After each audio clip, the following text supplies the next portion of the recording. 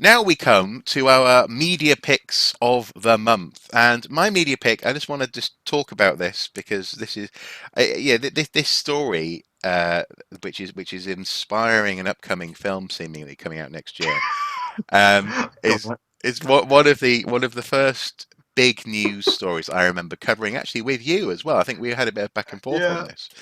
Um, yeah. and this is the news that Steve Coogan, a prominent comedian in the UK, um, Alan Partridge, no less. Alan Partridge, no Oh, less, the man himself. aha! Aha! Um, seriously, you know, in all seriousness, like uh, we've seen people just unravel, haven't we? So on YouTube, often you'll see like Saturday Night Live hosts. They started this year looking quite prim and proper, and they've just slowly but surely become like complete shadows of their former selves. I think we're not immune to that. I mean, at this point, it doesn't take much to distract us, does it? 2020 for the win. Anyway, Steve Coogan confirms Richard III movie is coming next year. And oh, goodness me, she's right there, isn't she? Philippa Langley, who received an MBE in 2015 for her work on the project. Remarkable, See, Langley. sorry? Remarkable, Philippa Langley. The remarkable Philippa Langley, the astonishing Philippa Langley. Um, Yeah. is seemingly part of this process. And the comedian actor Steve Coogan told Radio 2 DJ Zoe Ball that he would be playing the husband of Philippa Langley. The woman who drove the project to find the remains of Richard III. Um, and obviously the bones of the monarch were found under a Leicester car park in 2012. And Mr. Coogan said the filming which should start in 2021, but didn't reveal any who else is appearing in the film. The story at the time, I remember quite well, was being marketed as a mystery, as a sort of like, can the archaeologists confirm that this is Richard III? And there was a bit of a nascent love story that was unfolding in terms of the Richard III Society and Philippa's interest in the person of Richard. I think it's fair to say she was very passionate in the Channel 4 documentary that came out at the time. Uh, from a personal perspective, I think she was slightly bizarrely passionate, but I'll park that there. But it looks as though this film is being is going to be taking a perspective that's about. This Richard film, Coogan remarked, is about the amateur versus the establishment, and institution versus, no, sorry, intuition versus academia.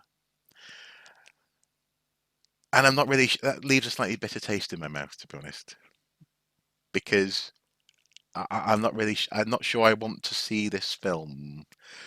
Well, it depends. Do you think this will be a comedy? Do you think it'll be funny? Do you think it'll be worthwhile watching, or do you think that what they're going to do is slightly Right. twist that discovery and turn it into they didn't want it to be Richard, whereas we did, essentially subverting the hypothesis and test notion of the scientific method. Right. Um, the reason this is in the news is that the film's been announced. Steve Coogan is attached to it as an actor, Yeah. but in what is presumably a bit part. Philippa Langley's husband, I don't recall being part of the mainstream coverage when the story was actually front and centre. Um, in fact, he is in the BBC story that we're looking at. Is listed also as the screenwriter, along with his previous screenwriting partner Jeff Pope. Hmm.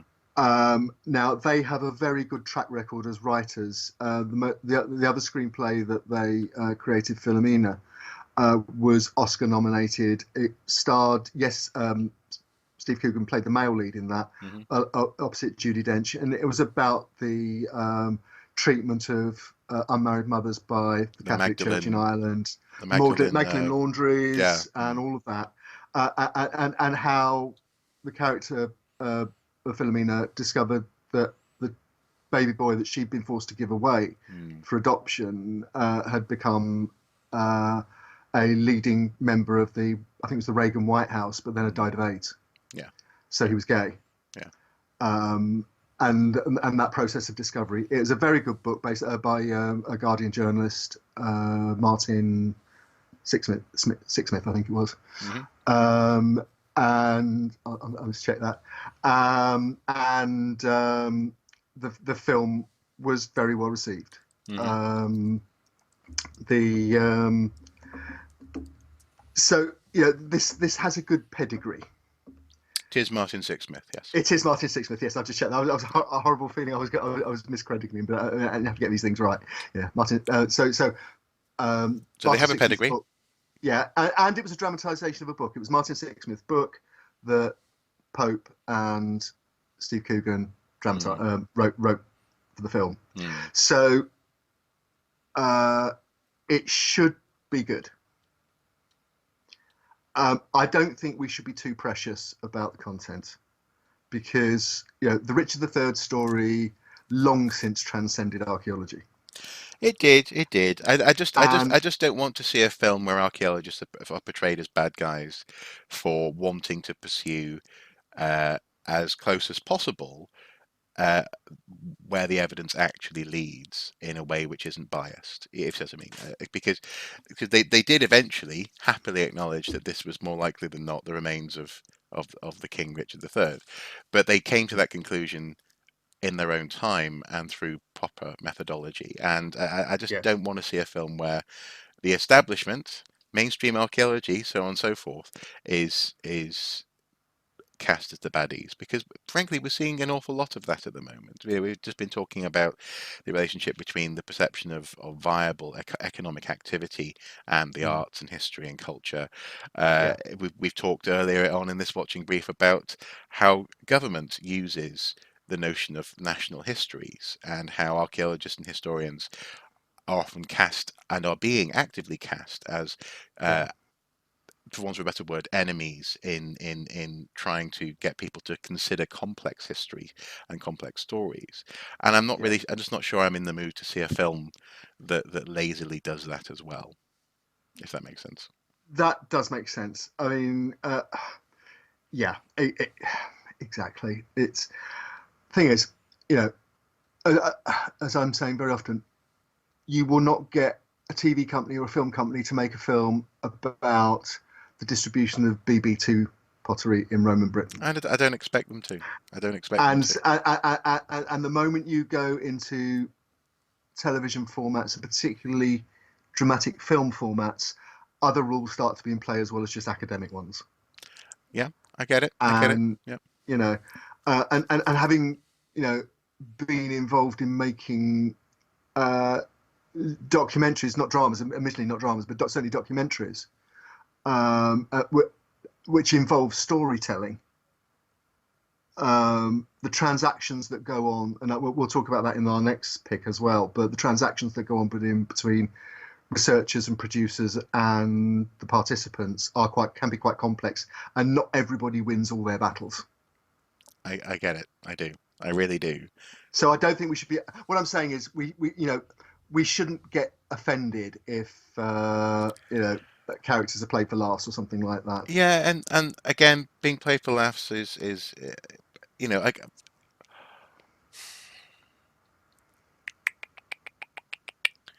it would just be a shame. It would be a shame if the archaeologists are seen as buffoons or downright actually naysayers. No, no, no, this can't be, this isn't, and a plucky uh, amateur, Yeah. to use the word that I've seen thrown around linked with.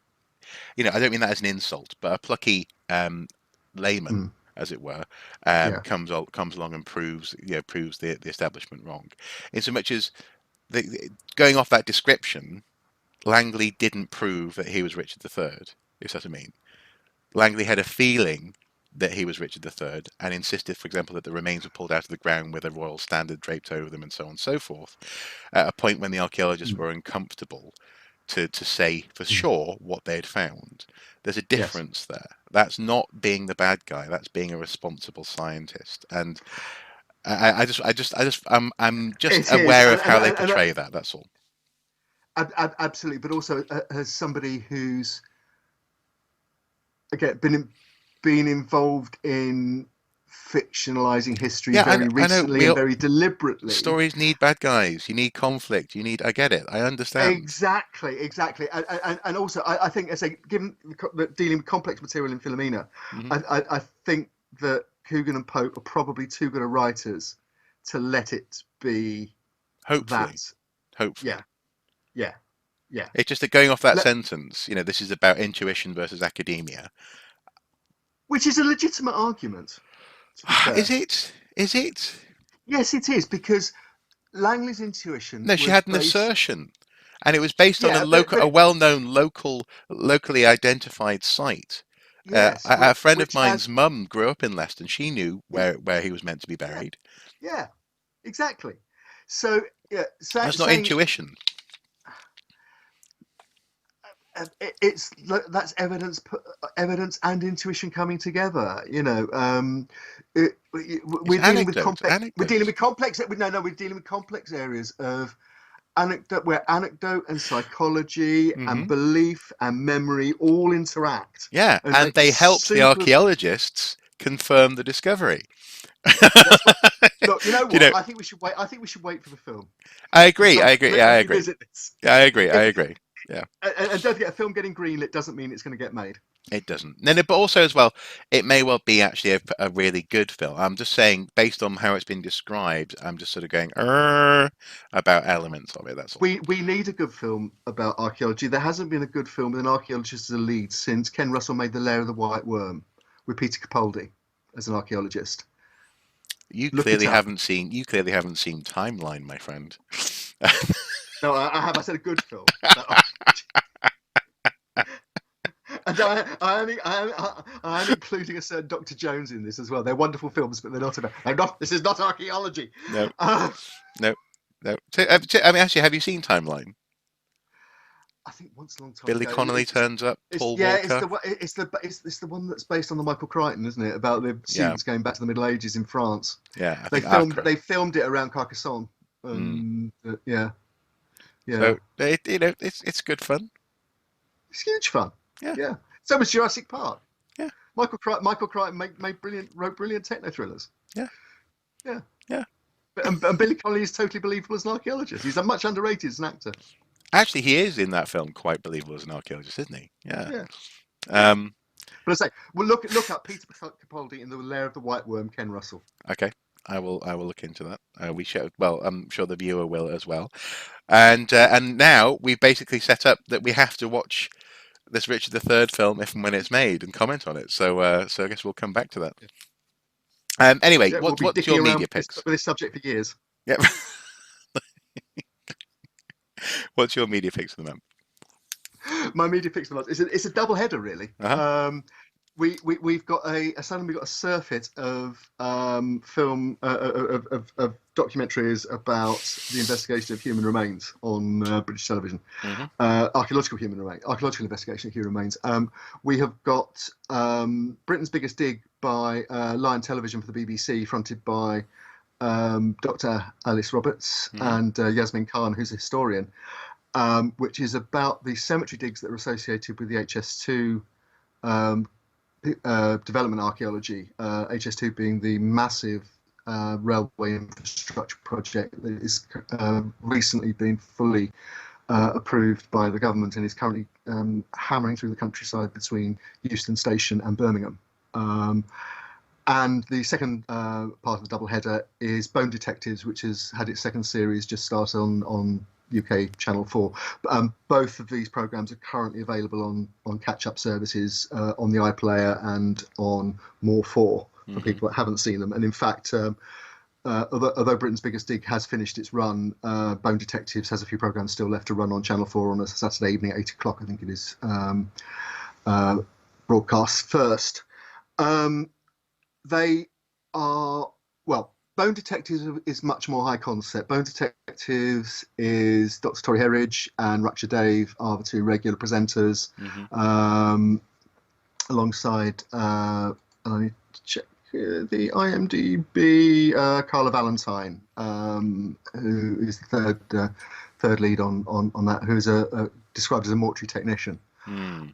Basically, if you what Bone Detectives is Meet the Ancestors reconceived as CSI. So you have an archaeological the human a set of archaeological human remains, or multiple sets of archaeological human remains, Mm-hmm. which are investigated by a field archaeologist, a human remains specialist, and say Carla Valentine, who's a mortuary technician, and asks questions about forensic questions about human remains. Yeah. Yeah. So far, we've seen the most recent program was about a Bronze Age female skeleton from Scotland, Mm-hmm. Mm-hmm. from the north of Scotland, and it was asking questions Oh, was using that that. Ava? It was Ava, and it Yeah. was asking questions, and it was asking some very interesting questions. For example, about we talked about national stories earlier on. Ava is associated with the arrival of the Beaker people. She's a Beaker burial, Mm-hmm. and perhaps the most illuminating part of the program was comparing the original archaeological reconstruction with the reconstruction as it was reimagined after DNA work had been done, which gave information about skin and hair colouring. Mm-hmm. And from somebody whose face was based on the fair-skinned, red-headed, predominant local population now, Mm-hmm. Ava's face was then transformed into somebody who had a a darker skin colour and black hair. Yeah. Yeah. Um, and that plays to all sorts of questions about ethnicity and nationality and so on, which weren't fully explored in the program, to be fair. But like the reconstruction of Cheddar Man, have Mm-hmm. raised all sorts of questions about the preconceptions that previous generations of archaeologists have brought to reconstructing ancient populations. Yeah. It's a solid. It's fairly high concept. It's got very personable presenters. Ratchet Dave is very experienced, Tori Herridge and Carla Valentine less so, but this is their second series. It's a secure format. There's some very sniffy comments on IMDb, but I think we can just, along the lines of, oh, this is just an excuse to have a program with women presenters and bring back Time Team. And note that the comments all appear to be by men. So sorry, Well, that's the least of my worries, which is you've allayed my fears about a program called Bone Detectives. Because when you first said Bone Detectives is my choice, and I had heard about the series previously, and it looks and sounds very good, but it gave me flashbacks to Bone Kickers. Good lord! And then the worst, the most brilliant, but the worst series of archaeology ever. oh, Bone Kickers. I mean, like it actually it makes something inside me clench. It actually. Oh no, no! I think you can still get the DVD on Amazon and other sites. It is absolute. Every archaeologist should have a copy. I If only as a warning as to how to set very clear conditions before you become a consultant on a TV series. Dr. Mark Horton. absolutely. Oh, yeah. Oh, was Uh, that Mark Horton? he was Oh, allegedly oh, technical advisor. oh. Well, actually, this Yeah. led me into coming up with names for like a random name generator for series like Bone Kickers that we passed back and forth. So there was Skeleton Sleuths, not too bad. Mm-hmm. Artifact Hunters, Pot Pickers, Relic Recovery. I'd That's watch that. very certain series which must not be named. Oh, that's true. Yeah, of course, Battlefield Recovery. Oh, goodness me. Um, AKA Nazi Woody. yeah. Oh, And this is the point. You would never get a commission for any of those because it doesn't have the word Nazi or alien in. oh, I see. So maybe These do only slip past because they're about bodies. okay. So Alien And actually, Artifact Hunters. Does that work? not Nazi alien artifact hunters. We get a commission from the History Channel. No sweat. Okay, okay. Nazi Pot Pickers. Yep, definitely. Okay, okay, cool. Right, I'm making notes of this. This is gold. Um, Yeah. what about Reich Relic Recovery? Oh, Oh, that sounds a a bit bit too niche. neo-Nazi. That's a Oh, bit too. bit too edgy. Yeah, be careful. Bit too edgy for that one. Yeah, Okay, I think. Yeah. so just go. What about uh? Oh no, we're hunting Hitler exists, doesn't it? Yeah. Unfortunately, yes, three Yeah. series of it. Can I just actually? Can I just while we're riffing on this? Can I just say why I paired it Yeah. with Britain's Biggest Dig? Um, Again, Britain's Biggest Dig. It's a much more traditional format in that it's less icons. It's basically um, Alex Robertson, Yasmin Khan visiting the excavations, and then Yasmin Khan following it up in the archive. Alex Roberts bringing the anatomist's perspective to the finds. Yeah. It puts it in the context of the legal requirement to recover appropriately and dispose of appropriately human remains on as part of the planning system. Mm-hmm. What it doesn't do, and one of my criticisms of the programme, it doesn't contextualise the archaeology because it implies it's about the cemeteries, and of course on a project like HS2 it's not, and HS2 is and remains one of the most controversial infrastructure projects in the country for the amount of countryside. It's even Swathe of land. it's even damaging or destroying sites of special scientific interest. A lot of archaeological sites are being recorded, yes, but are being recorded because they're being destroyed forever. And that point isn't made in the programme. So I think to that degree, it's a little bit disingenuous. Having said that, the content is fabulous. I mean, the last programme talks about an excavation of a working class cemetery in the centre of Birmingham, just out off the Birmingham Bull Ring, and talking about the working class population of Birmingham as Birmingham was developed as a city. And even the work of anatomists at the early medical schools, which has been revealed through the fact that it appears that they were sourcing skeletons for anatomy classes from the workhouse and poorest areas where people maybe couldn't even afford a funeral. Right. Oh, blimey. Okay. Or weren't being given a funeral. They were being given to the university or given to the medical school for the anatomy students and then buried in the cheapest part of the cemetery. Right. So, but also the survival of pagan sounding burial rites even. So the burial of, for example, the burial of bodies with a china plate. And suggesting that was a relic of the practice of sin eating, wake. Right. Oh, Where, interesting. the idea was that a plate of bread and salt would be placed on the body, and somebody would be paid to eat that, to eat up and take on the sins of the departed, so they could proceed to heaven. That's another film, Heath Ledger.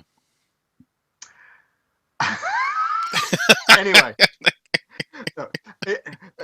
the work was being done by a consortium of Moeller and Headland, and was clearly being done very well by a very large, very good team of field archaeologists. That's the other thing I would say, actually, that whereas Time Team would talk about process, there was very little talk about the process in the programme. For example, very quickly, two very quick examples. The programme used several times a 3D graphic of the individual burials. Now, you and I know that that's because everything's measured in 3D and put and washed it through software in a computer to be able to create a model like that to standard reference points on a burial or on a coffin, or on a grave cut or on a coffin, whatever. That wasn't described to the audience, it just happened. And at various times you saw the archaeologists again tapping away into iPads, hardened iPads. Right. And whatever. That none of that process, not a sheet of paper in sight. None of that process was discovered, although it's obviously and again, and then we know that recording and recovering human remains is possibly one of the most ethically and technically complex things archaeologists do. And for the programme, it just happened. Yeah. It might have been nice to show the audience just a little bit about what was involved. Yeah. But that's a minor quibble, really. Both are solid archaeology TV and worth looking at. Okay. The Sin Eater 2003, Heath Ledger. So I did have it on DVD actually a while ago, but no longer. Alas, no longer. If we're talking Heath Ledger, it's got to be Knight's Tale. That's the yes, I'm sorry. Yeah. No, well, I have that on DVD. Of course I do. Let me know. What'd you take me for? Right, well, we've made it through another month. September has come and gone, and we're now firmly in October, and I'm very much looking forward to Halloween, Spooky season. spooky season. Uh, yeah, I guess just very, very quickly, anything that people should keep an eye on in the coming weeks?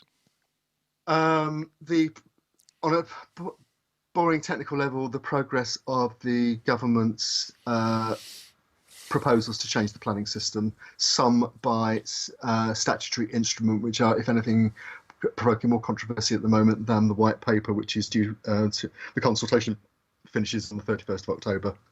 There's debate in Parliament tomorrow, Thursday, which I will be reporting for the pipeline. It's highly controversial, not just in archaeological circles. It's also causing problems for the government on the Conservative backbenches. So that's one to watch. Also, yesterday, the National Trust was meant to be informing its workforce whose jobs were at risk and what decisions have been made about redundancies. So again, watch that one because they will not be the first or the last. No, no, far from it. And I know we've said this now for 2 months in a row. Will we now this month have a special with regards to planning with certain people who we've been trying to get for as participants, or shall we not promise that? Shall we just say if it happens, it happens? Put it this way: I have a draft shooting script sitting on my computer, which I'm going to send you very shortly. As soon Oh, as I've sort of tweaked it a little bit, and okay. so let's hope. Yes, I mean, So we're getting closer. we are getting closer. Let's talk about this off camera before we commit ourselves. Very wise, very wise. Well, as ever, thank you for your time this month, Mr. Brockman. Thank you guys at home for watching. Please do comment below, add to the conversation. It's the whole reason we do this is to actually encourage further discussion. So please do comment Yeah, below. And as ever, until next time, do take care. Bye bye. yeah. Stay safe. Take care. Bye.